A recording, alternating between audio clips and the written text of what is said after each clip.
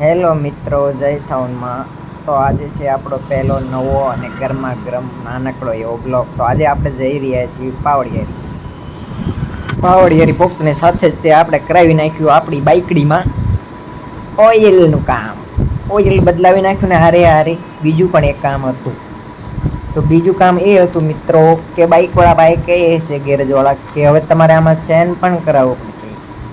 તો ચેનનું કામ પણ આપણે કરાવી નાખ્યું અને ધીમે ધીમે ચેન બદલાવી અને પછી આપણે ત્યાંથી નીકળી ગયા પાછા આપણા રંગપર તરફ આવતા જો તમને આ સાઈડમાં બિલ્ડિંગો દેખાતી છે તો તમને લાગતું હશે કે ક્યાંનું છે, પણ મિત્રો આ છે આપણા રંગીલા મોરબીની સાથે જ તે આપણે ઘરની તરફ રસ્તો વળતો તો ત્યાં વળી ગયા અચાનક જ શેર જોવા મળી ગયા. ભાઈ આવા શેર ક્યાંક તમે જોયા હશે તો જો ઊભા ને જેમ ગીરમાં હોય અસલી સાવજ. આ બીજો સાવજ આવી ગયો, આ ત્રીજો સાવજ આવી ગયો. સાવજની સાથે જોતા આપણે વયા ગયા રામાપીરના મંદિર તરફ. તો રામાપીરનું મંદિર જો મિત્રો જો આગળ દેખાઈ રહ્યું છે તે રામાપીરનું મંદિર છે. આપણે ત્યાં જઈશું અને પાસે જઈને તમને નજીકથી હું તમને બતાવું કે કેવું મંદિર છે. ચાલો અંદર જઈએ. તો આ છે મિત્રો રામાપીરનું મંદિર રંગપરમાં જે આવેલું છે. અને મંદિર તો બંધ છે પણ તમને બહારેથી દર્શન કરાવીશ મિત્રો. તો જોઈ લો આ છે રંગપરના રામાપીરનું મંદિર.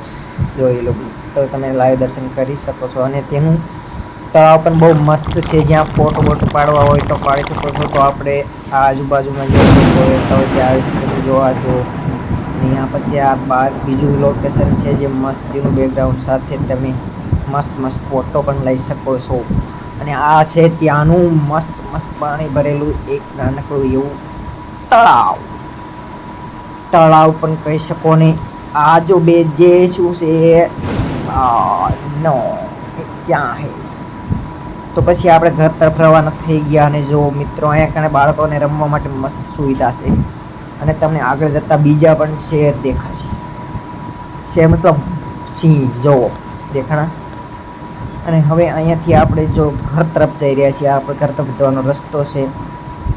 અને ત્યાં જોવા મસ્ત આવા સેરામિકના તમને આવા ગોખરાઓ જોવા મળશે જે તમારે લેવા હોય તો કહી શકો.